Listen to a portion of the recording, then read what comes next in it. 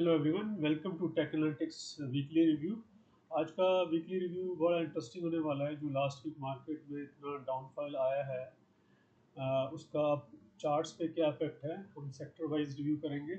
और हमने एक बड़ा इंटरेस्टिंग नया टेक्निकल इंडिकेटर डिफाइन किया है। निफ्टी की रेशो से हर स्टॉक को कंपेयर करते हैं और उससे आपको एक आइडिया मिल जाता है कि 3 महीने, 6 महीने, 9 महीने या 12 महीने में वो स्टॉक टिपिकली कब बढ़ता है, उसका प्रेजेंट सिचुएशन क्या है। तो बड़ा इंटरेस्टिंग वो इंडिकेटर है। आप बने रहिएगा पूरे रिव्यू में। चलिए शुरुआत करते हैं आज का वीकली रिव्यू। तो हम सबसे पहले 4 सेक्टर या 5 सेक्टर कवर करेंगे। बैंकिंग के सारे स्टॉक्स देखेंगे, निफ्टी 50 के। ऑटो स्टॉक्स देखेंगे, आईटी में देखेंगे। और पीएससी देखेंगे, डिफेंस के जो स्टॉक्स हैं उसमें जो करेक्शन चल रहा है लास्ट 3 महीने से, उसमें अभी का क्या सिचुएशन है। फिर बैंक निफ्टी का चार्ट भी देखेंगे, निफ्टी का भी देखेंगे। और सारे ये एनालिसिस हम एवरेजेस और एमएसीडी और की इंडिकेटर्स पे अभी सिचुएशन क्या है और हमें अब आगे क्या करना चाहिए, होल्ड करना चाहिए, सेल करना चाहिए, आपको कुछ एक आइडिया मिलेगा।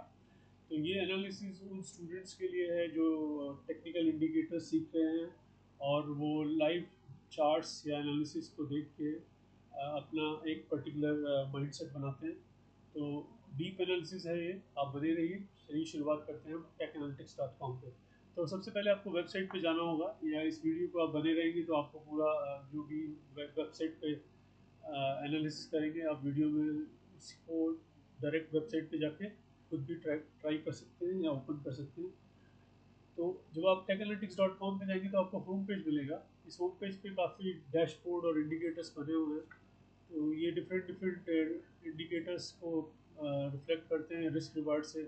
इस वक्त कौन से सिग्नल्स में लो रिस्क है, किस सिग्नल का टारगेट हिट हुआ फ्राइडे को, वो सारी लिस्ट है। और कौन से अभी भी ऐसे सिग्नल हैं जिसमें अभी भी हाई रिस्क रिवार्ड है, जिसको अभी आपको अवॉइड करना चाहिए। और ऐसे कौन से सिग्नल थे जिसमें स्टॉप लॉस हिट हुआ है, वो लिस्ट है। तो ये जस्ट इंफॉर्मेशन पर्पज़ के लिए है। इसके अलावा मैं आपको ये बताना चाहूँगा, जो भी 250 प्लस स्टॉक्स को एनालिसिस करते हैं एआई से, उन स्टॉक्स में EMA 50 से 43% स्टॉक्स हैं जो सिर्फ ऊपर चल रहे हैं, और बाकी 55%, रफली 56% स्टॉक्स EMA 50 से नीचे चल रहे हैं। वो पूरी लिस्ट आपको एकदम में फिल्टर कर देगा। मैं आपको एक समरी बता रहा हूँ अभी। और EMA 200 डे अभी भी जो लॉन्ग टर्म इंडिकेटर है या ट्रेंड है, वो अभी भी स्ट्रॉन्ग बना हुआ है। 82% स्टॉक्स अभी भी उससे ऊपर ट्रेड कर रहे हैं। और फ्राइडे को भी कुछ स्टॉक्स ने न्यू हाई लगाया है, वो लिस्ट भी अवेलेबल है। और कुछ स्टॉक्स ने न्यू लो भी लगाया है, वो लिस्ट भी अवेलेबल है। तो उसके बाद मैं आपको एक स्ट्रेंथ और फियर और ग्रीड का इंडिकेटर बताना चाह रहा हूँ। जो अभी निफ्टी 50 में स्टॉक्स हैं, उसमें 17 स्टॉक्स अभी बाय सिग्नल बाय ट्रेंड में हैं। और उसमें 29 स्टॉक्स चार्ट पे होल्ड पैटर्न में आ गए हैं, ट्रेंड में आ गए हैं। और आउट ऑफ 17, 14 में भी ब्रेकआउट बना हुआ है। और 6 ऐसे स्टॉक्स चार्ट पे डिफाइन हो रहे हैं जिसमें सेल सिग्नल बना हुआ है। तो ग्रीड अभी होल्ड जो जो लोग कर रहे हैं उनके लिए भी क्वेश्चन है। वो उनको उस स्टॉक को चार्ट पे देख के होल्ड करें या सेल कर दें या एवरेज करें, वो सब आपको इस पूरे एनालिसिस में समझ आएगा। तो उसके बाद हम जाएंगे एआई सिग्नल पे। एआई सिग्नल पे आपको जो भी लाइव सिग्नल्स हैं, निफ्टी 50 में अभी भी जो 17 सिग्नल्स हैं, वो ये सारी लिस्ट है 17 स्टॉक्स की। ठीक है, इसमें आप फिल्टर कर सकते हैं। जैसे मैं मान लो बैंकिंग का देखता हूँ कि आउट ऑफ 50 निफ्टी 50 के कौन से बैंक बचे हैं। तो SBI और बैंक ऑफ बड़ौदा ही है सिर्फ जो PSU बैंक्स हैं, इनमें अभी भी बाय सिग्नल बना हुआ है, बाय ट्रेंड बना हुआ है।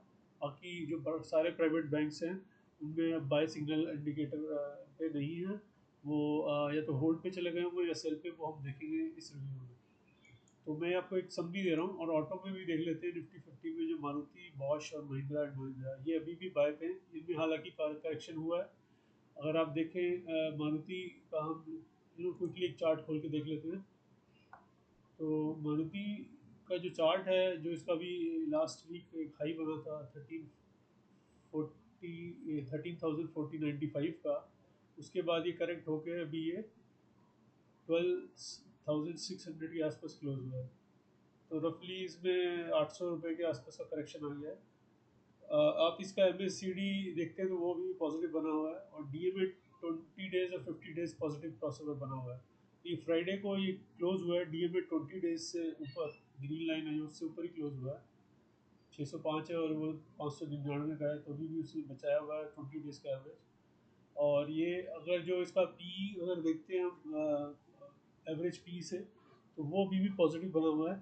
और जो मैं आपको एक बड़ा इंटरेस्टिंग इंडिकेटर बता रहा था जो हमने नया डिफाइन किया है, वो ये है निफ्टी 50 वर्सेस मारुति का। अगर आप देखते हैं तो जो अगर आप लास्ट 2 इयर्स का डेटा हम देख रहे हैं अभी, तो इसमें जो निफ्टी 50 है वो रफली 51% राइज हुआ है जून 2022 के बाद, और मारुति 59% हुआ। तो अलोंग द निफ्टी ही चल रहा है ये।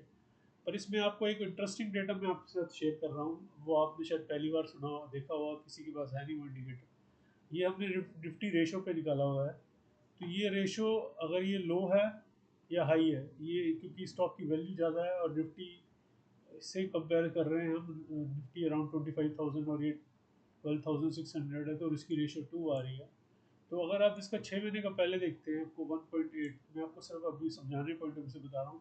6 महीने पहले इसका प्राइस जो था वो इस प्राइस पे मिल रहा था, ये 11,981 पे। और ये आज अगर मैं इसका पी रेशो 6 महीने पहले का निकालता हूँ, या जनवरी से हम देखते हैं, मारुति का जनवरी से अब तक निफ्टी के कंपैरिजन में जो है, तो आप ये देखेंगे क्रॉसओवर ये पॉजिटिव, जनवरी में मारुति ने इसको पॉजिटिव क्रॉसओवर किया था, उसके बाद ये गैप बना के चल रहा है। और जो अभी इस साल का अगर आप देखते हैं परफॉर्मेंस मारुति का, तो 22.7% है फ्राइडे को क्लोजिंग है, और 15% ही है। तो जितना ये नैरो इसका गैप होगा, वो एक साइड इंडिकेटर आपके लिए है अगर आप स्टडी कर रहे हैं कि इसमें एक मूवमेंट आने बाकी है। जितना बड़ा गैप है, करेक्शन आना बाकी है, या तो निफ्टी कैच करेगा या मारुति नीचे आ सकता है। तो आप ये देखिए गैप यहाँ आके जून 28 के आसपास ये बिल्कुल कम हो गया, जुलाई फर्स्ट वीक में और कम हो गया। ठीक है, उसके बाद मारुति में स्पाइक आया, अभी कांस्टेंट गैप चल रहा है। ठीक है, फिर एक वो आया है। तो आप इससे ये अंदाज़ा लगा सकते हैं जब ये गैप ज़्यादा बड़ा है और आप किसी पर्टिकुलर स्टॉक में, हर स्टॉक के लिए आप चेक कर सकते हैं, तो उसमें वो करेक्शन आ सकता है। मैं आपको टिपिकल बड़ा एग्जांपल और दिखाऊंगा अभी स्टडी में। जैसे मान लो मैं नौकरी का ले लेता हूँ, मैं सिर्फ आपको ये इंडिकेटर समझाना चाह रहा हूँ। आप नौकरी में देखिए, अभी का जो सिचुएशन है, ये लास्ट 2 इयर्स में 100% हो गया है, स्टॉक डबल हो गया है, और निफ्टी 51% हुआ है जो हमें पता है। मैं इस साल का देखता हूँ जनवरी से,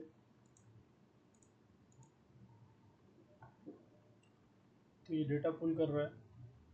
तो आप यहाँ देखिए नौकरी मार्च तक, जनवरी से बिल्कुल निफ्टी के साथ चल रहा है। जो निफ्टी की परफॉर्मेंस है उसी के आसपास नौकरी का जो मतलब स्टॉक है उसकी परफॉर्मेंस है। ठीक है, और इसके बाद अब ये देखिए, अब ये गैप काफ़ी बढ़ गया है। अब ये राइट, निफ्टी सिर्फ 20% नहीं बढ़ा है, बल्कि 15%, और वो बढ़ गया है 60% के आसपास। तो ये जो गैप था 10 का, वो 60 हो गया है अभी। और इसका आपको यहाँ समझ आएगा, ये जो रेशियो है, ये जितनी कम है मतलब उतना बड़ा गैप है, ये जितना छोटा है उतना ज़्यादा, मतलब गैप अगर ये ज़्यादा है तो इसका मतलब रेशियो इसकी कम आएगी, गैप अगर कम है तो रेशियो ज़्यादा आएगी। तो ये जो आपको रेशियो यहाँ 4 या 4.2 की निकल रही है, ये आप 12 महीने पहले या 6 महीने पहले देखेंगे तो ये गैप कम था, तो रेशियो ज़्यादा आ रही थी, राइट। तो ये एक डिफरेंट टाइप ऑफ पर्सपेक्टिव है किसी भी स्टॉक का निफ्टी से। आप जब कंपेयर करते हैं कि इंडेक्स के कंपैरिजन में वो स्टॉक कितना बढ़ा है या कितना घटा है, वो कर सकते हैं। तो मैं आपको इसमें बड़े इंटरेस्टिंग एग्जांपल दिखाऊंगा। एक पर्टिकुलर एग्जांपल मेरे माइंड में आ रहा है, इंडसइंड बैंक। वो बैंकिंग स्टॉक में देखेंगे, बट मैं अगर चार्ट में देख रहे हैं तो मेरा इंटरेस्ट है, मैं आपको बता देता हूँ। तो इंडसइंड बैंक में अगर आप देखें तो बड़ा आपको इसमें समझने का, जो समझाने की कोशिश कर रहा हूँ मैं आपको, ये देखिए निफ्टी के कंपैरिजन में लास्ट 2 इयर्स में स्टॉक ऑलमोस्ट बराबर है। जितना निफ्टी ग्रो हुआ है उतना ही इंडसइंड बैंक ग्रो हुआ है। ठीक है, और ये रेशो भी अगर आप यहाँ देखेंगे, ये अभी 18 चल रहा है, एक टाइम पे ये 14 भी था, और ये 12 महीने पहले 13 था। जितना ये जितना जितना छोटा गैप है, मतलब रेशो है, उतना बड़ा उतना छोटा गैप है। तो आप ये यहाँ कंपेयर कर सकते हैं, राइट।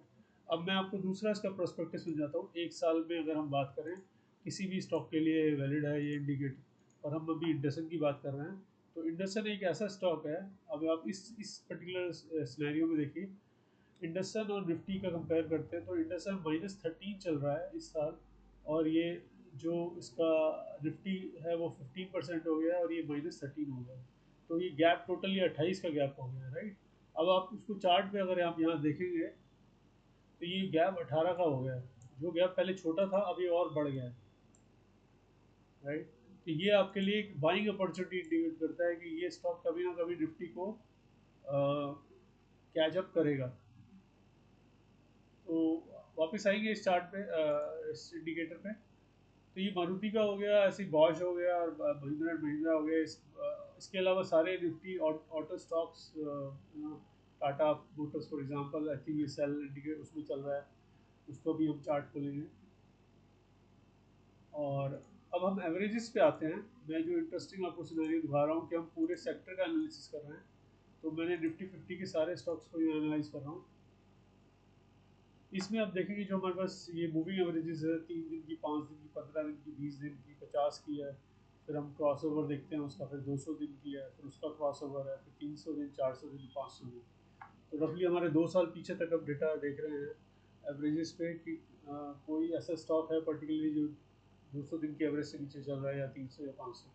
तो पहला कैंडिडेट हमें मिलता है टाटा मोटर्स, जो 200 दिन की एवरेज से भी नीचे क्लोज हो गया है, 230। इसकी 200 दिन की एवरेज, मूविंग एवरेजेस है 962, राइट। तो सारा रेड चला हुआ है, और उसका MACD भी नेगेटिव है। शॉर्ट टर्म जो ट्रेंड है वो भी नेगेटिव हो गया है, लॉन्ग टर्म में ये भी नेगेटिव 200 दिन से नीचे चल रहा है, तो काफ़ी वीक है।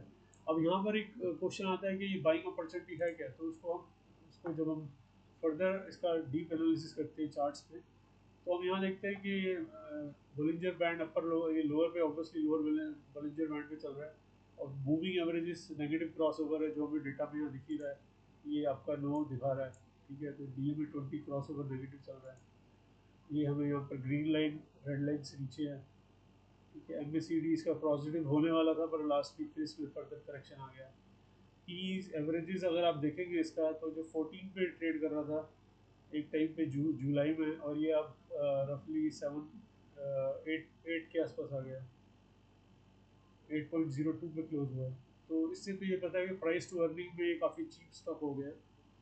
अनलेस कोई इसका क्वार्टरली रिजल्ट में कुछ ऐसा प्रडिक्शन है कि इसकी सेल घट रही है, या कुछ लॉसेस हो गए हैं, वन टाइम लॉस हो गया है, तो ये पी को ये कंपनसेट करेगा। अगर ये इसका इसका लास्ट क्वार्टर के कंपैरिजन में अगर एनुअल जो क्वार्टरली रिजल्ट है वो बेटर आता है, या अर्निंग बढ़ के आती है, तो यहाँ पर आपको एक शार्प राइज मिलना चाहिए टाटा मोटर्स के शेयर में। ये पी भी काफ़ी करेक्ट हो चुका है, रफली 14.15 से 8 पे आ गया है, तो आप समझिए 6 का तो कोई पी करेक्शन हो गया। अब मैं आपको जो इसका समझाना है, जो इंडिकेटर हमने बात कर रहे थे अभी, तो ये अब जो गैप नैरो होता है तो ये बाइंग अपॉर्चुनिटी होती है। अब ये जो गैप बढ़ जाता है तो यहाँ पर करेक्शन का एक सिचुएशन बनता है। तो आप ये देखिए, ये अगस्त में 1 अगस्त को दिखा रहा है, ये गैप काफ़ी ज़्यादा था, ठीक है। अगर अब ये जाके करेक्ट हुआ है, स्टॉक भी करेक्ट हो रहा है, निफ्टी भी लास्ट वीक 4-5% करेक्ट हुआ है, पर स्टॉक ज़्यादा करेक्ट हुआ है। अब हम इसको इसके इस चार्ट पे देखते हैं। ये यहाँ जितना ज़्यादा ये वैल्यू है उतना बाइंग अपॉर्चुनिटी है। ये 27 पे भी ट्रेड हो रहा था रेशो वाइज, तो ये 22 पे आ गया 6 महीने पहले, मतलब ये गैप कम हो गया। कम कम से ज़्यादा हो गया, ये कम था ये ज़्यादा हो गया, ठीक है। अब ये दोबारा बढ़ रहा है, जो परसेंटेज रेशो बढ़ रहा है, तो गैप घट रहा है, वो जो हमें यहाँ पर दिख भी रहा है। अब मैं इसका 1 साल का देखता हूँ, तो मेरे पास ये डेटा आता है 1 जनवरी से, मैंने इसको सर्च किया। अब आप टाटा मोटर्स का अगर जनवरी से अब तक का देखेंगे तो निफ्टी के बराबर ही इसने वो दिया है रिटर्न, मतलब जो जितनी ग्रोथ निफ्टी की आ रही है, रफली 1-1.5% का ऊपर का, 2% से ऊपर के आसपास डिफरेंस है। बट वो कोई ज़्यादा नहीं है कंपेयर टू महिंद्रा या अदर स्टॉक्स में अगर हम देखेंगे तो ये गैप जब ज़्यादा था तो करेक्शन का ड्यू था। ये जब गैप नैरो है तो इसमें एक राइज का सिचुएशन बनता है। तो अब टाटा मोटर्स का दोबारा ये गैप बिल्कुल कम हो गया, परसेंटेज तो ठीक है, वो तो ग्रोथ दिखा रहा है, बट निफ्टी की कंपैरिजन में इसका गैप बिल्कुल ऑलमोस्ट ख़त्म हो गया है। तो उससे ये पता लग रहा है कि अब टाटा मोटर्स के लिए एक अच्छी बाइंग अपॉर्चुनिटी हो सकती है। हो सकता है ये गैप और कम हो जाए या नेगेटिव क्रॉसओवर भी हो जाए, ये जरूरी नहीं है कि पॉजिटिव ही रहेगा ये। अगर इसमें फर्दर करेक्शन आता है, एक महीना एक क्वार्टर आपका करेक्शन में जाता है, तो ये नेगेटिव क्रॉसओवर भी हो सकता है। बट अभी की सिचुएशन में अगर आपको इन्वेस्ट करना है तो ये एक इसको आप वॉच कर सकते हैं, इस वाले गैप को कैसे। इसके अलावा ऑब्वियसली आपको पी क्रॉसओवर भी पॉजिटिव होना चाहिए, एमएसीडी भी पॉजिटिव होना चाहिए, और ये 20 डेज से ऊपर, 50 डेज से ऊपर होना चाहिए। पर जब तक ये सारी वैल्यू पॉजिटिव होंगी और ऊपर चार्ट में ये आपको इंडिकेटर में दिखेंगे 20 डेज 50 डेज पॉजिटिव में प्राइस क्लोज हो रहा है, तब तक ये गैप भी बढ़ जाएगा, क्योंकि जब ये डेटा उसी हिसाब से ड्रिवन हो रहा है परसेंटेज में। ठीक है, तो टाटा मोटर्स का, और आप अगर आप पूरा चार्ट देखते हैं और ये टेक्निकल डेटा देखते हैं स्टडी के लिए, तो आप परसेंटेज वाइज देख सकते हैं कि 200 दिन में ऑलमोस्ट 200 ईएमए पे क्लोज हुआ है, और 200 सिंपल मूविंग एवरेज में 3.5% के आसपास नीचे क्लोज हुआ।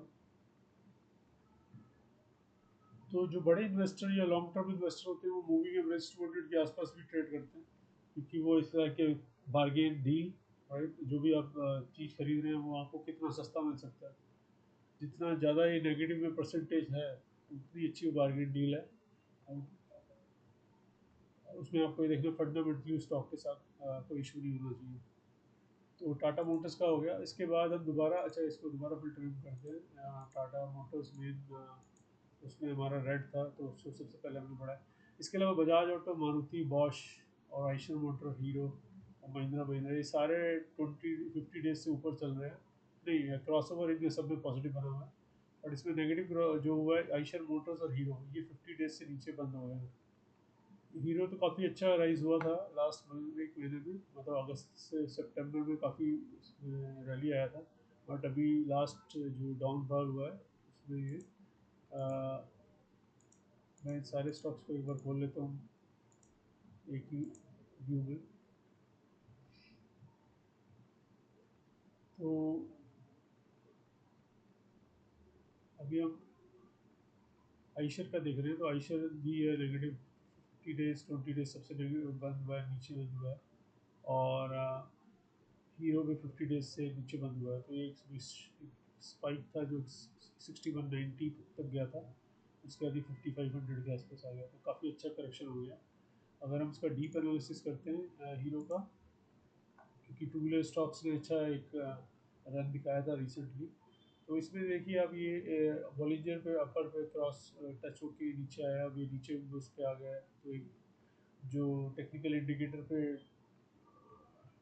ट्रेड करते हैं, स्विंग ट्रेड या मिड टर्म मीडियम टर्म रखते हैं इन्वेस्टमेंट पॉइंट ऑफ व्यू से, उनके लिए एक पॉजिटिव पॉइंट होता है कि अगर नीचे मिल रहा है तो आपको एक एनकरेज करता है कि आप उसको खरीद सकते हो।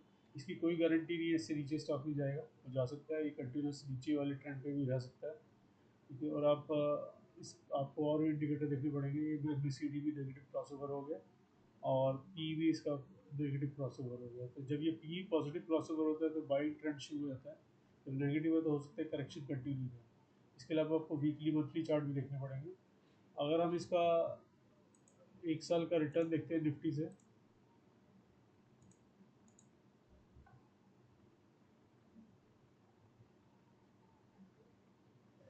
तो ये अप्रैल के आसपास इसका देखिए बिल्कुल गैप खत्म हो गया था।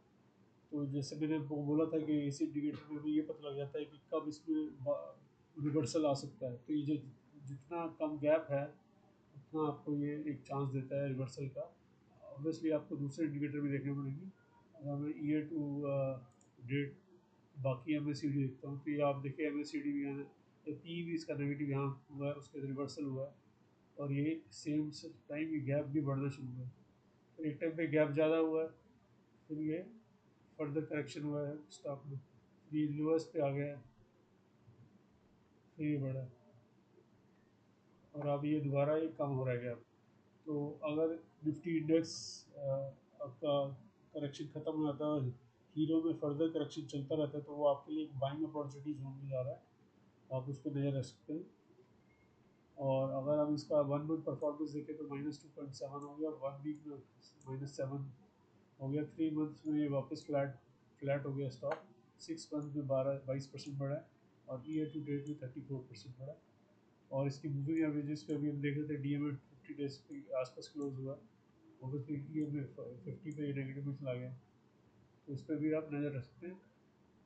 जब इसके पॉजिटिव क्रॉसओवर आएंगे तो हम जब वीकली रिव्यू करेंगे तो उसमें आपको डिस्कशन में ये सब डिस्कस होगा। आइशर को भी देख सकते हैं, आइशर में भी देखिए 1 वीक -7 है, 1 मंथ -3 है, 3 मंथ फ्लैट है, 6 मंथ 17 है, और ईयर टू डेट भी 16.6 है। तो आइशर का जो स्टॉक है थोड़ा अनप्रडिक्टेबल, बड़ा फास्ट मूव करता है, ऊपर जाता है नीचे आता है। इसमें एंट्री अगर आपको नीचे मिल जाए, नीचे बोलिंजर पे मिल जाए तो वो एंट्री वो सही है, और अदरवाइज आपको फिर ऊपर लेके जो फंस जाते हैं उनके लिए करेक्शन में अटके रहना पड़ेगा। इसका भी अगर हम चार्ट देखते हैं 2 साल का, तो ये निफ्टी से थोड़ा बेटर परफॉर्म किया है इसने, रफली 20% के आसपास। और अगर मैं इसका 1 साल का चार्ट देखता हूँ,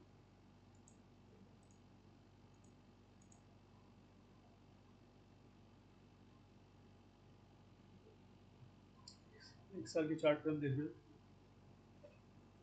तो ये गैप है। अब ये देखिए ये नैरो, यहाँ पर एक नेगेटिव में चल रहा था, आइशर स्टॉक परफॉर्म नहीं कर रहा था, पर इंडेक्स ऊपर जा रहा था, फिर इसने कैचअप किया है अप्रैल क्वार्टर में, रिजल्ट आया हुआ शायद।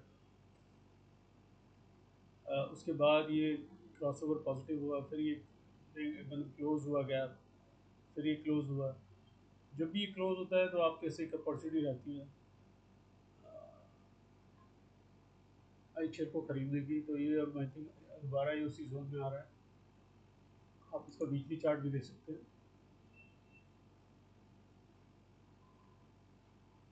अभी वीकली में एमएससीडी पॉजिटिव नेगेटिव चल रहा है, तो अभी इसमें और करेक्शन हो सकता है।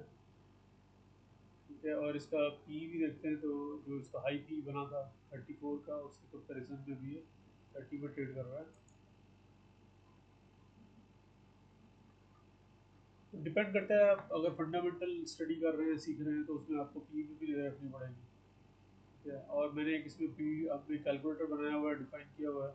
अगर आप उस पर जाके सीखना चाहते हैं तो आप कैलकुलेटर में जाके फॉरवर्ड पी को खोल के उसमें आप एंटर कर सकते हैं और डेटा डाल सकते हैं। कोई भी जैसे पर्टिकुलर एग्जांपल मैं आयशर का ही ले रहा हूँ अभी, तो आयशर मोटर्स को हमने लिया, ये मेरा अभी करंट डेटा फैच होके आ गया है, जो कि अभी 32.668 आ रहा है, ईपीएस मेरा 152 है।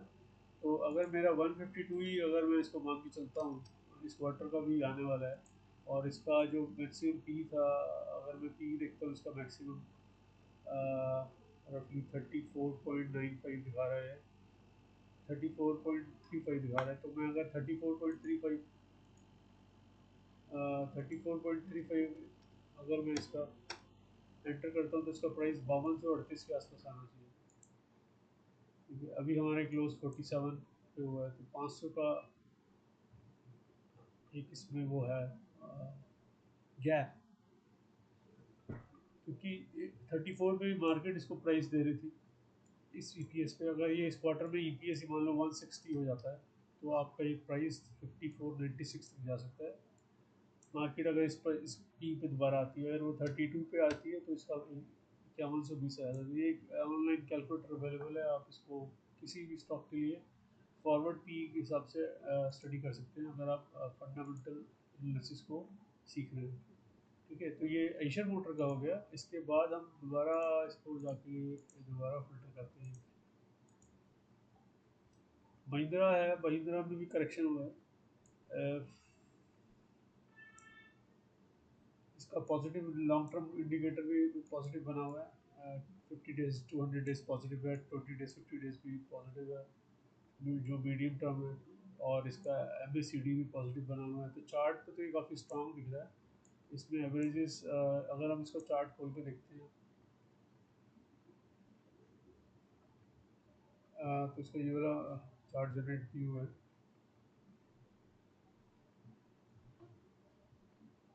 तो इसका जो पॉजिटिव क्रॉसओवर ये बना हुआ है, अभी रिसेंटली क्रॉसओवर पॉजिटिव हुआ था, ग्रीन ट्रेंड लाइन कटा था, आपको मैंने शायद लास्ट टू लास्ट वीक जब भी कटा था तब इसको रिव्यू में डाल दिया था कि महिंद्रा में एक बुल ट्रेंड कंटिन्यू रह सकता है। तो इसमें अगर ये 20 डेज पे अगर आपको एंट्री मिलती है 2900 के आसपास जो प्राइस है, तो आपका एक अच्छा वो हो सकता है, आप नज़र बनाए रह सकते हैं 2900 के आसपास का। और ये फर्दर करेक्शन होता है तो ये 38 32 तक भी जा सकता है, जब तक ये पॉजिटिव क्रॉसओवर है और ये इसके बीच में नहीं मिलता है तो एक अच्छा डील हो सकता है। तो ये महिंद्रा का डेटा हो गया। इसके बाद हम चलते हैं मारुति पे। हमने देख लिया, बजाज ऑटो को भी एक बार स्टडी कर लेते हैं।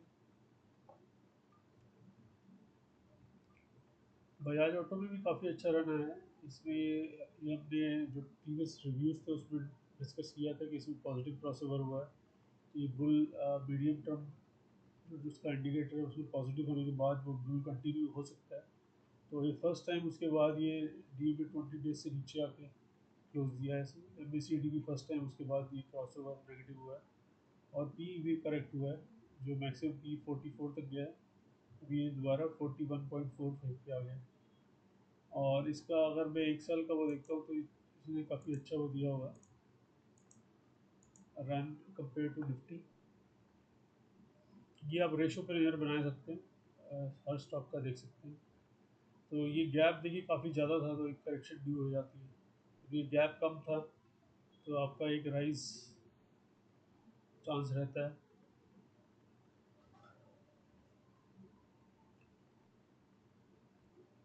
ठीक है, तो 75% ये एक रिटर्न आ चुका है इसका इस साल वर्सेज निफ्टी 15%।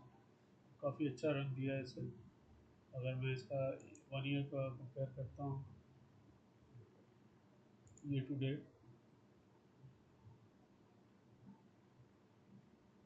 डेट, अगर ये 3.2 पे मिल रहा था, राइट, अभी 2.1 हो गया है।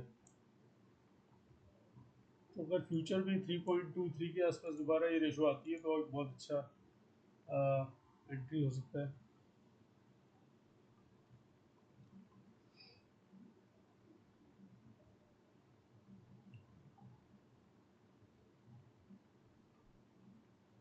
बजाज ऑटो हो गया। उसके बाद हम इसमें सारे स्टॉक्स हमने देखे मेनली। तो ये सेक्टर वाइज अगर हम देखते हैं तो हमारे पास अभी सिचुएशन सारे स्टॉक्स करेक्शन में चल रहे हैं और टाटा मोटर्स सबसे ज़्यादा करेक्ट हो चुका है। और इसमें अब जो गैप था हमने वो भी देख लिया, बहुत कम हो गया। अब हम एक अगला अगला सेक्टर लेते हैं फाइनेंस। बैंकिंग और फाइनेंस को देखते हैं, बड़ा इंपॉर्टेंट सेक्टर है, वो 30% वेटेज है निफ्टी में इसका। तो इसमें प्राइवेट बैंक और पीएसयू बैंक दोनों को देखेंगे। तो मैं एक बार पहले बैंक ले लेता हूँ फिर हम फाइनेंस पे आते हैं। निफ्टी 50 के बैंकिंग हमने स्टॉक्स लिए सारे। तो इसमें हम देखें शुरुआत तो बैंक ऑफ बड़ौदा, एसबीआई और हाँ ये सारे दोनों पॉजिटिव वो हैं पीएसयू, और बाकी सारे प्राइवेट बैंक हैं। इसमें अगर आपको क्विक ग्लांस में रिव्यू कर रहे हैं तो नेगेटिव इसमें जो बना हुआ है शॉर्ट टर्म में, यस बैंक भी उसमें डाला हुआ प्राइवेट बैंक है, तो ये निफ्टी का पार्ट नहीं है पर प्राइवेट बैंक है। एसबीआई और बैंक ऑफ बड़ौदा ये दोनों पीएसयू हैं जो शॉर्ट टर्म मिड टर्म दोनों में, मिड टर्म में तो एटलीस्ट नो है, और bank of Baroda long term में भी नेगेटिव है। तो मैं पहले बैंक ऑफ बड़ौदा का चार्ट करता हूँ। इसमें हमें पता है पीएसयू बैंक्स में काफ़ी करेक्शन हुआ है। इसका अगर आप देखें जो रेशो है ये 93, 83, 103, एक 103 तक भी गया था एक महीने पहले। जो एक महीने में रफली अगर मैं 1 मंथ का चार्ट देखता हूँ तो ये आ रहा है इसका, इस पॉइंट ऑफ व्यू से 103 था। तो जितना ज़्यादा ये इतना बाइंग अपॉर्चुनिटीज़ है। अगर हम फर्दर नीचे चलते हैं इसको, एम हमारा पॉजिटिव हो गया है शॉर्ट टर्म में। पी भी इसका पॉजिटिव क्रॉसओवर हो गया है, जो इसका करेक्शन चल रहा था, करेक्शन हुआ है इसका। 8 तक गया था, 8.18, और अभी ये दोबारा 6.91 पे 31 पे ट्रेड कर रहा हूँ। अगर हम इसका एक साल का गैप देखता हूँ एनालिसिस भी विद निफ्टी, तो आप ये देखिए गैप यहाँ कम था ज़्यादा था, कम था, ये पॉजिटिव क्रॉसओवर हुआ है, आउट परफॉर्म कर रहा था निफ्टी को, फिर ये करेक्शन हुआ है, यहाँ पर एक बाइंग अपॉर्चुनिटी आई। तो इस बाइंग अपॉर्चुनिटीज़ को आपको दूसरे इंडिकेटर के साथ देखना पड़ेगा कि वो इंडिकेटर्स क्या कहते हैं, राइट। जैसे मान लो यहाँ ये बाइंग अपॉर्चुनिटी आपको दिखती है चार्ट में, इसके रेशो बहुत कम आ गया, गैप। अब आप इसको एमएसीडी के उस पर जाओ और पहले हम एमएसीडी देखते हैं। तो एमएसीडी की मैं ईयर टू डेट देख रहा हूँ। अब हमारा जो गैप था, हमें मान लो यहाँ मिल रहा है 20 मार्च को, मैं इसका 20 मार्च के आसपास का जो एमएसीडी पे मिल रहा है मेरा, ये अभी यहाँ नेगेटिव है, ठीक है। तो इससे ये पता लग रहा है करेक्शन तो चल रहा है इसमें, करेक्ट। अब इसमें पॉजिटिव यहाँ पर ही क्रॉसओवर हुआ है। अब मैं इसका ऊपर प्राइस में देखता हूँ, मैं बॉलिंजर और ये बंद कर देता हूँ एक्स्ट्रा लाइन, सिर्फ प्राइस देख रहा हूँ ईयर टू डेट। तो ये जो मार्च में आपको ये 50 डेज नेगेटिव था और इसने क्रॉस किया 21 मार्च को। 20 मार्च को आपका लोएस्ट इसने दिखाया गैप यहाँ पर, और 21 मार्च को इसने रिवर्सल जब हुआ है 50 डेज को क्रॉस किया है, तो ये एक शॉर्ट टर्म रिवर्सल हुआ। उसके बाद दोबारा ये नेगेटिव आया है और यहाँ पर आपको गैप दिखेगा दोबारा, ये जो ये नेगेटिव था, मतलब ये कम था, ऊपर गया, फिर दोबारा नीचे आ गया, ठीक है। फिर ये आपको एंट्री दिखाता है क्योंकि 50 दिन के नीचे एवरेज से नीचे ट्रेड कर रहा है स्टॉक प्राइस, और ये गैप भी यहाँ निफ्टी के कंपेरिजन में ठीक ठाक कम हो गया। तो वो फिर दोबारा 50 डेज से ऊपर जाएगा, फिर एक रैली आया है, फिर ये करेक्ट हुआ है, फिर एक बड़ा स्पाइक आया है। तो इसी उसमें चल रहा है ये। उसके बाद ये स्पाइक जो दिख रहा है आपको, जून वाला स्पाइक, उस स्पाइक के बाद ये करेक्ट हुआ है। तो जो इसमें वीक पॉइंट लग रहा है चार्ट को, वो दिख रहा है डीए में 20 डेज 50 डेज पॉजिटिव होता है, उसमें गैप ज़्यादा नहीं है, ऑलमोस्ट फ्लैट चल रहा है। तो जब तक ये गैप नहीं आएगा, अब ये यहाँ हुआ है, ठीक है। अब मैं इसका बॉलिंजर भी खोल देता हूँ एक चार्ट फर्दर देखने के लिए, बॉलिंजर में क्या हुआ है। तो उसने कभी बॉलिंजर को क्रॉस नहीं किया, ब्रेकआउट नहीं दिया, ठीक है। तो जब तक ये ब्रेकआउट नहीं देगा, तो हमारा ये ट्रेंड है जो आपको बिल्कुल कंफर्म करता है कि बुल इसमें दोबारा कंट्रोल में आ गए। वो बॉलिंजर को जब तक क्रॉस नहीं करेगा, ब्रेकआउट नहीं देगा, तब तक वो आपका स्ट्रॉन्ग रैली नहीं चल रहा है। और आपको एमएसीडी भी क्रॉस देखना है, ये सारा काफ़ी वीक वो है, लाइन जो दिख रही है ना, गैप बड़ा कम चल रहा है, तो ये काफ़ी वीक इंडिकेटर है। तो स्ट्रॉन्ग, उसके लिए आपको इसलिए स्ट्रॉन्ग होना चाहिए। तो ये स्टॉक में चार्ट जो है इतना बड़ा आपको इसमें क्लैरिटी नहीं मिलती, प्रोवाइडेड आप इसका वीकली चार्ट या मंथली चार्ट में और कुछ समझ आता है। तो अगर हम वीकली चार्ट में देखते हैं, डीप में जा रहे हैं, तो मैं आपको वीकली में देखना चाह रहा हूँ। अब डीप वीकली में एमएसीडी नेगेटिव क्रॉसओवर बना हुआ है और एक अबाउट टू क्रॉस पॉजिटिव, अभी यहाँ पर एक रिवर्सल का साइन आने लगा है कि इसका बॉटम बन गया है। तो जब अगर ये पॉजिटिव हो जाता है, तो आपका ये लॉन्ग टर्म उसमें आपको एक अच्छा रन दोबारा इसमें रिगेन हो सकता है। मैंने इसका ये बंद कर दिया है, एवरेज देख रहा हूँ। तो 5 दिन का मूविंग एवरेज और 13 दिन का मूविंग एवरेज देख रहा हूँ मैं वीकली पे। ये नेगेटिव है, ये अगर पॉजिटिव क्रॉसओवर हो गया तो आपका एक बुल स्टार्ट हो सकता है इसमें, तब आपको एक दिखेगा, ये देखिए। तो डीप एनालिसिस जब तक आप नहीं करेंगे तब तक क्लैरिटी नहीं मिलेगा हमें। और अगर मैं इसका मंथ परफॉर्मेंस देखता हूँ, तो 3 मंथ में -7 है, 6 मंथ में -7 है, और ईयर टू डेट 7% है, ठीक है। तो ये रेशो जैसे मैंने बताया था, ये रेशो जितना ज़्यादा बड़ा है उतना ज़्यादा बाइंग अपॉर्चुनिटी, जितना कम है वो आपका सेलिंग है। तो 83 6 महीने पहले था, उस वक्त जो गैप था वो बिल्कुल सबसे ज़्यादा था, ठीक है। तो इसी तरह से हम देख सकते हैं सारे चार्ट्स को डीप में जाके। और मैं आपको, अभी हम सेक्टर एनालिसिस कर रहे हैं, तो अब आप अगर आप पूरे सेक्टर का स्टडी करते हैं, तो डीए में 50 डेज से नीचे एक्सिस बैंक भी चल रहा है, येस बैंक भी चल रहा है, एसबीआई भी डीए में 50 डेज से नीचे है, इंडसन भी है। इंडसन तो 200 डेज से भी है, 300 डेज से भी है, और 400 डेज से भी है। तो इंडसन का चार्ट ऐसा है कि जो आपको इसमें लॉन्ग टर्म बाइंग अपॉर्चुनिटी बनता है। अब इसका पी आप देखो तो इंडसेंड का 11.94 पर ट्रेड कर रहा है as compare to other private bank. सबसे सस्ता है प्राइस टू अर्निंग पे, तो ऑलमोस्ट एसबीआई के रेट पे आ गया है। एक उसमें 10.48 है और ये ठीक है। तो अगर आप इसका मैक्सिमम पी देखते हैं, जैसे को दोबारा खोल रहे हैं हम, अभी हमने स्टडी किया था तो ईयर टू डेट में -13% है, वो हमने देखा था चार्ट पे। तो मैं एक बार पी पे जाके देखता हूँ उसका। 6 मंथ्स 15 तक भी गया था, 15.58 मैक्सिमम यही था। अभी एवरेज पी से नीचे चल रहा है रिसेंटली, पर ये अभी अब 11.5 पे आ गया। तो इतने कम पी पे आ गया। और हम चार्ट में देखते हैं तो निफ्टी के 2 साल में इस स्टॉक ने निफ्टी से भी कम परफॉर्म किया है।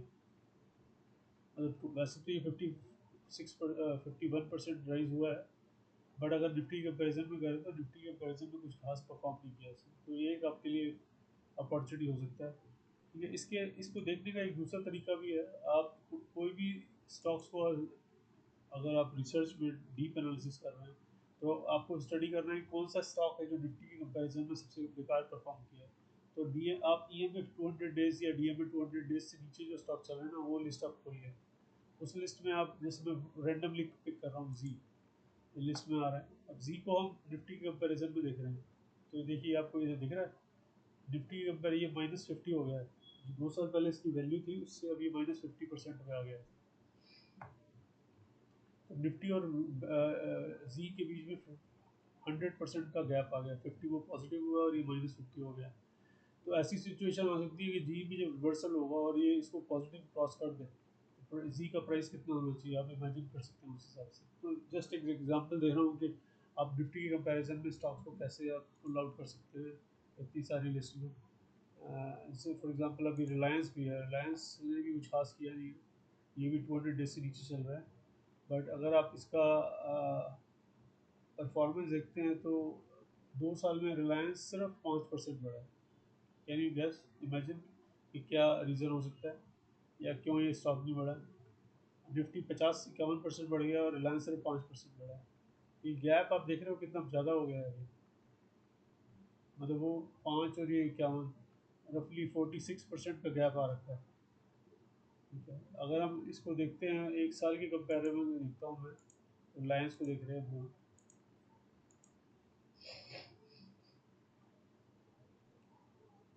ईयर टू डेट सिर्फ 7% बढ़ा है, बाकी उसमें कुछ हुआ ही नहीं। 1 वीक लास्ट वीक 10% के आसपास करेक्ट हो गया है।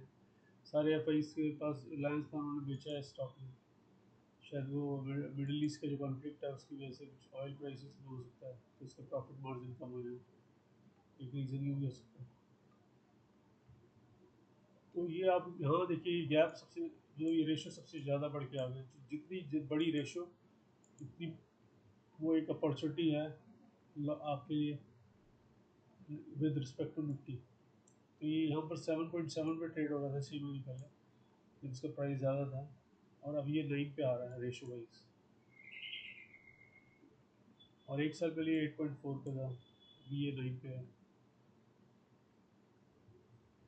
तो अगर मैं आज का देखता हूँ तो ये नेगेटिव क्रॉसओवर हो गया है। निफ्टी निफ्टी बेटर परफॉर्म कर रहा है as compare to Reliance. Reliance 7% भी बढ़ा है, वो 15% बढ़ा है, वो दिख ही रहा है डेटा में। तो डिफरेंट पर्सपेक्टिव है ये। जो लोग फंडामेंटल भी करते हैं और निफ्टी भी देखते हैं और टेक्निकल भी देखते हैं और RSI P सब देखते हैं, तो मैं आपको सारा डिटेल एनालिसिस हर स्टॉक के बारे में बता रहा हूँ। ये लिस्ट है, आप खोल के देख सकते हैं, लाइव लिस्ट है, वेबसाइट पे जाओगे आपको दिखेगा। पूना वाला खोल लो, RBL खोल लो। RBL भी अगर आप खोलते हो, RBL ने भी कुछ खास नहीं किया, ये -29% है ईयर टू डेट। तो इसका अगर आप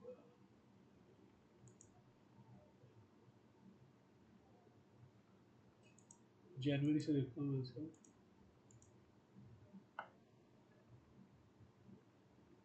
तो आप यहाँ देखिए गैप काफ़ी आपको दिख रहा है। -29 में चल रहा है और 15 है, तो रफली 44% का गैप आ गया RBL का। और ये सारे इंडिकेटर नेगेटिव चल रहे हैं। अगर मैं ऑल अभी इसको निफ्टी की कंपैरिजन में यहाँ पर देखिए, जितना ज़्यादा गैप उतनी ज़्यादा क्वान्टिटी। 126, ये 77, ये टू डेट देखता हूँ, ये देखिए 77 बन रहा है इस प्राइस के आसपास, और अभी ये 126 बन रहा है जो हमने देखा रेशियो वाइज। अब इसका मतलब ये नहीं कि आप यहाँ खरीदें, हो सकता है और भी 20% नीचे चला जाए, 10% नीचे चला जाए, तो उसके लिए मैंने बताया आपको यहाँ वॉच करना पड़ेगा। बाकी इंडिकेटर में इसका सिचुएशन क्या है, वीकली चार्ट का है, लॉन्ग टर्म पे क्या हुआ है, बेस का है कि नहीं होना। तो ये सिर्फ स्टडी पर्पज के पॉइंट ऑफ व्यू से मैं आपको बता रहा हूँ। स्कैनर में आप जा सकते हैं, लाइव स्कैनर है, इसमें मूविंग एवरेजेस या डी में 20 डेज 50 डेज क्रॉस ओवर हर कोई हुआ है, तो फ्राइडे को कोई पॉजिटिव क्रॉस ओवर नहीं हुआ, नेगेटिव क्रॉस ओवर हुआ है, ये नेगेटिव क्रॉस ओवर हुआ है, तो उसका दिखा दिया sir 20 days 50 days negative cross over हुआ है। ये अब ग्रीन लाइन रेड लाइन भी काटा है नेगेटिव डाउनवर्ड डायरेक्शन में, तो इसमें फर्दर नीचे प्राइस इसमें जा सकता है। अभी इसका भी बुरा हाल है, ये भी 12% ही बढ़ा है 2 साल में कंपेयर टू निफ्टी। निफ्टी ने इसे आउट परफॉर्म किया है। तो हम एक इंडिकेटर और बना रहे हैं, जल्दी हम लॉन्च करेंगे, जिसमें आपको ऑटोमेटिकली बड़ी इजीली पता लग जाएगा कौन सा क्रॉसओवर पॉजिटिव या नेगेटिव हो रहा है। वो लिस्ट जब भी वो बनेगा तो मैं आपको वीडियो एनालिसिस जो करते हैं उसमें बताऊंगा। ठीक है, एक आपका अगला सेक्टर हम ले लेते हैं, ये हमने देख लिया है, मोटा मोटा सारा चेक कर लिया है। आईटी देख लेते हैं, निफ्टी 50 आईटी इंडेक्स पे क्या चल रहा है। कुछ चार्ट खोल लेता हूँ मैं, इन्फोसिस, टेक महिंद्रा, विप्रो, सारे एक साथ यहाँ से क्लिक करेंगे, कंपेयर करेंगे, और ये चार्ट पे हमें दिख गया। तो 50 डेज वाली रेड लाइन है, उससे भी रेड लाइन में खतरे की लाइन है, इससे नीचे स्टॉक चल रहा है प्राइस में, तो बाइंग अपॉर्चुनिटीज़ भी है। अगर वो negative cross over 20 days 50 days हो जाता है तो वो थोड़ा खतरे की घंटी ज़्यादा है। अब टी सी एस ऐसा स्टॉक है जिसमें वो नेगेटिव हो गया 20 डेज 50 डेज, बाकी विप्रो में पॉजिटिव है, डी ए में 50 डेज से ऊपर है, एच सी एल में 50 डेज से ऊपर है, 20 डेज पे बंद हुआ है, वो भी एक अपॉर्चुनिटी है, और एल टी आई एम में 50 डेज से ऊपर बंद हुआ है, 20 डेज से नीचे बंद हुआ है, और इन्फोसिस के बीच, मतलब इसी बीच में चल रहा है 50 और 20 के बीच में। ये हमने क्विक देख लिया। अब मैं एक बार आपको चार्ट देख लेते हैं। चार्ट में देखिए बॉलिंजर में, तो इसको पहले ये बंद कर दिया, बॉलिंजर ही रखा हुआ है। प्राइस जो है बिल्कुल नैरो गैप हो गया है इसकी, जितनी ऊपर इसको काटेगा नहीं या नीचे नहीं काटेगा, इसमें बड़ा मूवमेंट नहीं आएगा। तो वेट करेंगे, रिजल्ट आने वाले हैं next week, I think start हो जाएगी आई टी के। तो ये अगर ये रिजल्ट बेटर करता है तो ये ऊपर जाएगा, तो फिर इसमें बड़ा रिवर्सल हो सकता है। और ईयर टू डेट देखते हैं तो 23% है, 6 मंथ्स 28%, 3 मंथ्स 16%, 1 मंथ में कुछ खास इंडिया फ्लैट चल रहा है। और ये रेशो अगर हम देखें तो ये रेशो कम हो गया है, मतलब ये ज़्यादा होता तो बाइंग अपॉर्चुनिटी था, तो 15 था, बाइंग अपॉर्चुनिटी था, अब ये 13 है। तो मतलब अगर हम इसका निफ्टी के कंपेरिजन भी करेंगे तो ये जो गैप है इन्फोसिस में देखा जाए तो निफ्टी के कंपेरिजन में कुछ किया ही नहीं। मतलब अगर 2 साल में देखते हैं तो इन्फोसिस सिर्फ 30% बढ़ा है, ऐसे में तो निफ्टी 51% बढ़ा है। और एक साल में देखते हैं तो एक साल में बेटर परफॉर्म किया है कंपेयर टू निफ्टी, वो भी डेटा में दिख रहा है। ये देखिए यहाँ नेगेटिव क्रॉसओवर था इन्फोसिस का, और ये जून में नेगेटिव था, उसके बाद इसने पॉजिटिव क्रॉसओवर किया है जुलाई 19 को, और फिर ये थोड़ा गैप कम हुआ है, बाइंग आई, फिर ये अभी बना हुआ है।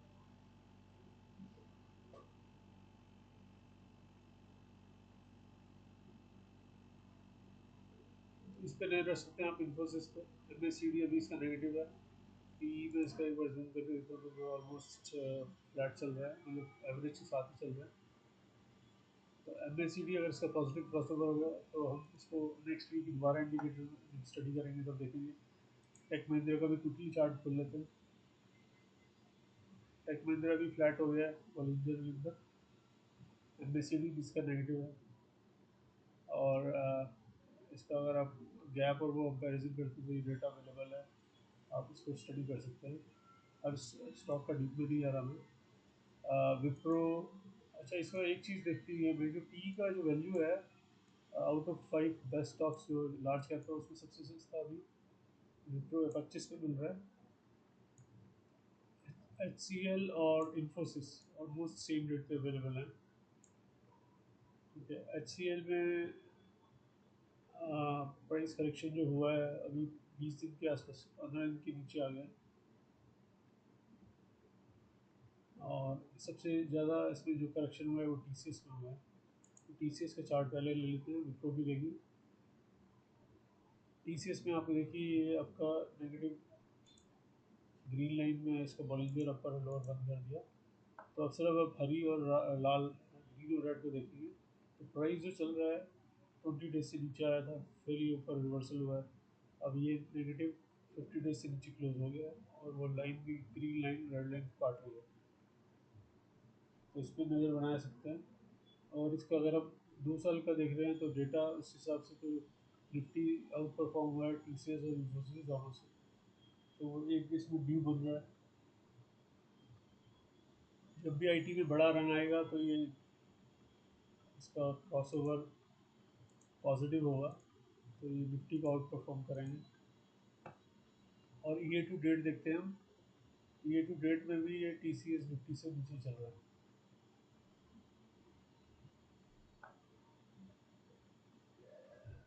कुछ खास नहीं हुआ इसमें भी। एच सी एल,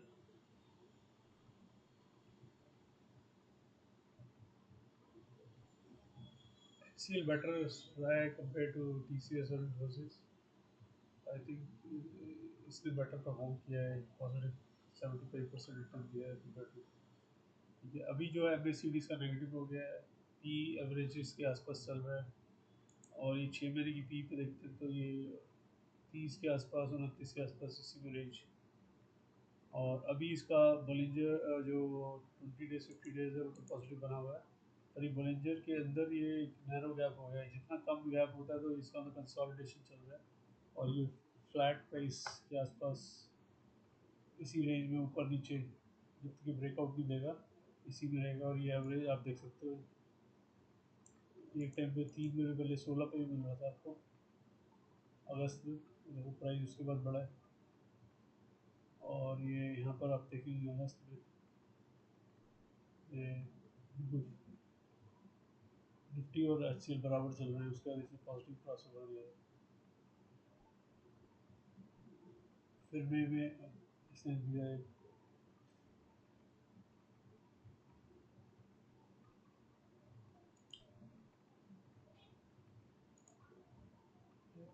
तो इसमें एक एल टी आई एम बचा है, उसको देख लेते हैं। उसके बाद आपने फाइनेंस देख लिया, आई टी देख लिया, ऑटो देख लिया। एक बार निफ्टी और बैंक निफ्टी का चार्ट देख लें कि अब उन चार्ट्स को क्या समझ आ रहा है। इसमें टी सी एस के अलावा सारे 50 दिन से ऊपर चल रहे हैं अभी। इसमें भी वही सिचुएशन हो गई है अभी। डी में 50 डेज पॉजिटिव है पर बॉलिंजर इसका फ्लैट हो गया, कंसोलिडेशन में चला गया ये भी। M S C D negative है, वो डेटा में दिख रहा है। और पी भी एवरेज के आसपास ही आ गया। और इसको अगर हम निफ्टी के कंपैरिजन में देखते हैं तो 2 साल में इसने भी निफ्टी ऊपर आउट परफॉर्म नहीं किया, निफ्टी से बेटर है। और ईयर टू डेट में देखते हैं हम,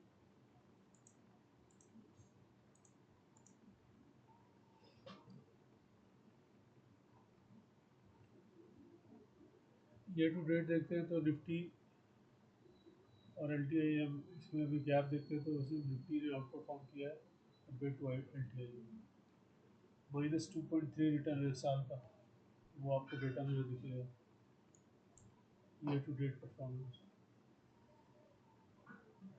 तो लार्ज कैप में तो कंसोलिडेशन टाइप ही चल रहा है, कुछ खास हो नहीं रहा है। मिड कैप को वो देख नहीं रहे, पर आपको अगर मिड कैप स्टडी करना है तो वो भी कर सकता हूँ, सारे लिस्ट अवेलेबल है। इसमें सारे नौ नौ में वो सारे वीक स्टॉक्स हैं, ये आप वेबसाइट पे जाके सर्च कर सकते हैं। इसके अलावा हमारे पास FMCG भी है, और रियल्टी को भी देख सकते हैं हम। रियल्टी में भी काफ़ी कम हुआ है डिस्ट्रक्शन लास्ट वीक। 50 डेज से नीचे चले गए सारे स्टॉक्स। प्रेस्टीज भी 50 डेज से नीचे चला गया है। EMB जो पहले रियल स्टेट होता था आईबुल, वो भी निफ्टी इंडेक्स खुद 50 डेज से नीचे ट्रेड कर रहा है। शोभा और ओबराय रियल्टी बचे हुए हैं, बाकी DLF और गोदरेज भी 50 डेज से नीचे ट्रेड कर रहे हैं। ये चार्ट आप देख सकते हैं सारे वन बाय वन। अगर आपको कोई क्वेश्चन है तो आप इसमें यूट्यूब में अपना लिख सकते हैं वहाँ। अच्छा, मैं आपको एक और चीज़ बताना चाह रहा था, वीकली परफॉर्मेंस जो लास्ट वीक का था और 1 मंथ का। ये तो पता है कि फ्राइडे तो लास्ट वीक हमने चारों पाँचों दिन सेलिंग देखी है। तो ये फ्राइडे को सिर्फ PSU बैंक और IT ने थोड़ा पॉजिटिव में बना हुआ, बाकी सब फ्लैट है। और वीकली में अगर हम देखते हैं तो ऑटोमोबाइल, मीडिया चैनल, उसके स्टॉक्स, टेलीकॉम और realty, little bit of IT, बाकी सब नेगेटिव है सेक्टर वाइज। अब हम चार्ट देखते हैं निफ्टी का। तो मैं निफ्टी का चार्ट खोलता हूँ यहाँ पर। निफ्टी सर्च किया मैंने।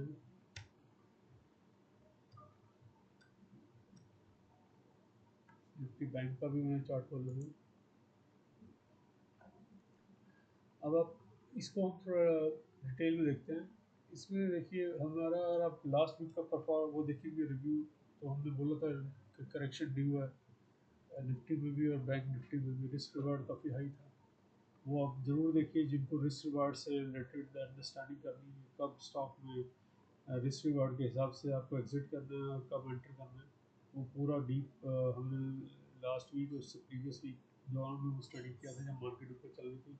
एक वार्निंग फ्लैश हुई थी कि अब आपको इन स्टॉक्स में एंट्री नहीं करनी, ना ही निफ्टी में ना ही बैंक निफ्टी में। तो अगर हम इसका अब एनालिसिस करते हैं, और मैं लास्ट वीक का देखता हूँ, तो अगर मैं जूम करके 1 महीने के जूम पर आया था, तो ये इस वक्त ये इसका रिस्क रिवॉर्ड काफ़ी हाई चल रहा था। अगर आप प्रीवियस वीक का एनालिसिस देखेंगे तो आपको बताएंगे उसमें रिस्क रिवॉर्ड कितना चल रहा है। वो डेटा पब्लिश हो रखा है वीडियो में।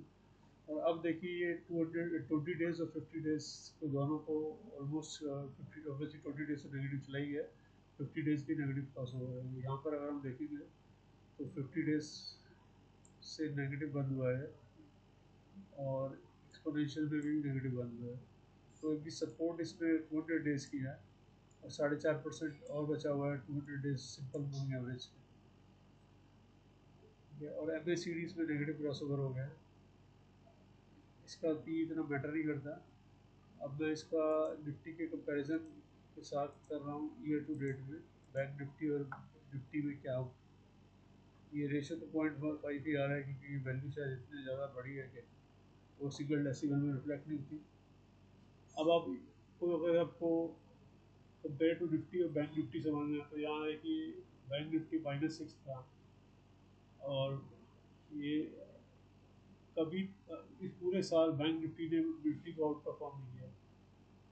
जून में जरूर ही एक बार एक सिचुएशन आई थी कि वो शायद बराबर कैचअप कर लिया था उसने। तो आज की सिचुएशन में देखते हैं तो ये bank Nifty year to date में 6% ही बढ़ा है, और निफ्टी में पता है 15% रिटर्न हुआ है। बैंक निफ्टी का एक बड़ा जो अंडर परफॉर्मेंस चल रहा है वो अभी भी चल रहा है। 6 महीने तक तो ये नेगेटिव भी दे रहा था रिटर्न।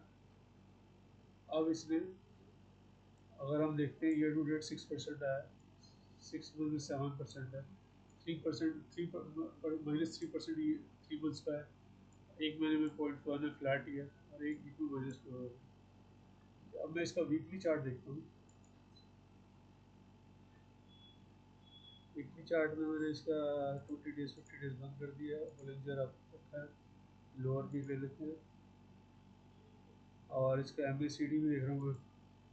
तो MACD इसका पॉजिटिव हुआ, नेगेटिव हुआ, हल्का सा पॉजिटिव हुआ, अभी दोबारा अगर ये नेक्स्ट वीक ओपन नेगेटिव खुलता है तो ये नेगेटिव हो जाएगा।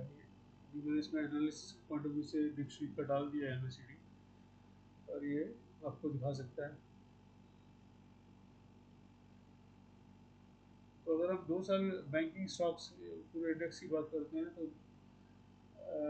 44% आ रहा है रिटर्न निफ्टी का, निफ्टी बैंक का 50% प्लस आ रहा है निफ्टी का, तो ये भी 6% का अंडर परफॉर्मेंस है बैंक निफ्टी का। तो इस पे नज़र बना के रखेंगे हम बैंक निफ्टी का। अगला स्टॉक चार्ट जो है हम निफ्टी का देख लेते हैं, तो अभी निफ्टी में सिचुएशन क्या बन रही है।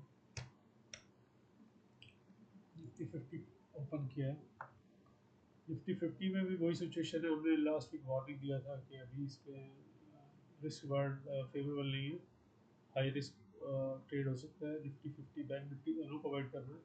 ये मैं इसमें कोई भी पुट कॉल ये सारा डेटा नहीं देख रहा, सिंपल मूविंग एवरेजेस पे मेरे वार्निंग फ्लैश हुआ था रिस्क रिवार्ड को। वो आप लास्ट वीडियो देखेंगे तो आपको क्लियर हो जाएगा। तो obviously Nifty versus Nifty the same data आएगा, और ये रेशियो ऑब्वियसली बन ही आएगा क्योंकि निफ्टी से निफ्टी का कंपेरिजन कर रहे हैं। और अगर मैं इसको 1 मंथ भी करता हूँ तो अभी ये भी निफ्टी 50 वाला सिचुएशन है, बैंक निफ्टी वाला सिचुएशन है। 50 डेज वन पे नेगेटिव क्रॉस एक्सपोनेंशियल पे 0.2 पे, तो 0.008 और 0.2, अगर ये उस पर सपोर्ट पे ही समझ लो बंद हुआ है। अगर ये मंडे को मार्केट ऊपर खुलता है तो ये एक रिवर्सल आपको साइन इसमें आ सकता है, और उसके लिए हमें सी डी का भी वेट करना पड़ेगा, और पी का भी तो वेट करना पड़ेगा। तो ये जो बुल अभी आया था इसमें, ये एवरेज पी से ऊपर चला गया था, स्टॉक करेक्ट होकर नीचे आ गया। और इसका वीकली चार्ट देखते हैं क्विकली।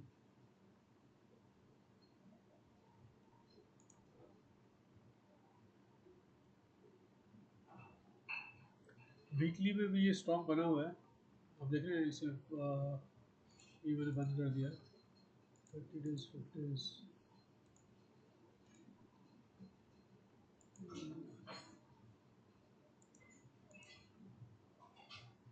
जूम करते हैं 1 मिनट में।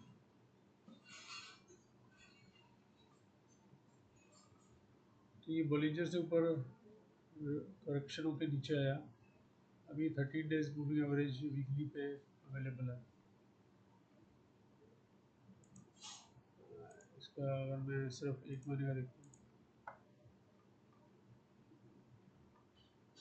1 महीने देखिए, सिर्फ 1 महीने का मैंने चार्ट देख रहा हूँ, तो ये वापस आके फ्लैट हो गया है। 1 महीने में कोई रिटर्न नहीं है निफ्टी का, फ्लैट। और 3 महीने में 2.9%, 6 मंथ में 11। तो अभी ये हमारे बाइंग उसमें नहीं है, ये करेक्शन मोड में चल रहा है, तो हम वेट करेंगे।